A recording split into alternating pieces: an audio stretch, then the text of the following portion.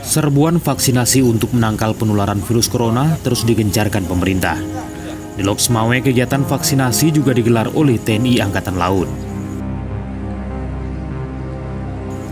Vaksinasi yang dipusatkan di Markas Komando Pangkalan TNI Angkatan Laut menyasar masyarakat sekitar, terutama anak usia 12 tahun ke atas. Hari ini kami sedang melaksanakan kegiatan vaksin di Makolanal Loksmawe.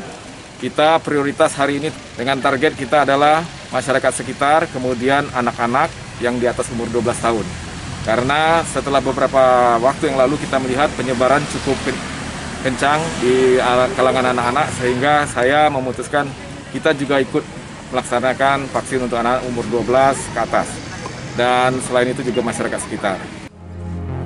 Sejumlah warga sejak pagi sudah berdatangan ke markas Lana Loksmawe untuk melakukan suntik vaksin COVID-19. Sebelum disuntik vaksin, satu persatu warga diperiksa kesehatan oleh tim medis sebagai syarat untuk mendapatkan vaksinasi. Komandan Lana Loksmawe Letkol Marinir Dian Suransyah mengatakan, vaksinasi digelar sesuai arahan Kepala Staf Angkatan Laut Laksamana TNI Yudo Margono yang meminta kepada seluruh unsur-unsur pangkalan TNI Angkatan Laut untuk menggalakkan serbuan vaksin kepada masyarakat sekitar.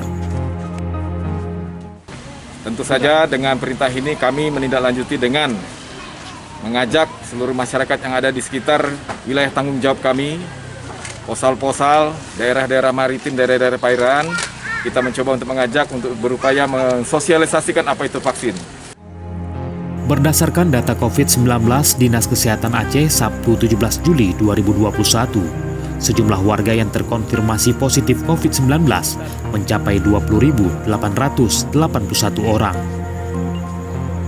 Sebanyak 16.062 dinyatakan sembuh, 3.905 orang dalam perawatan, dan 914 orang meninggal dunia.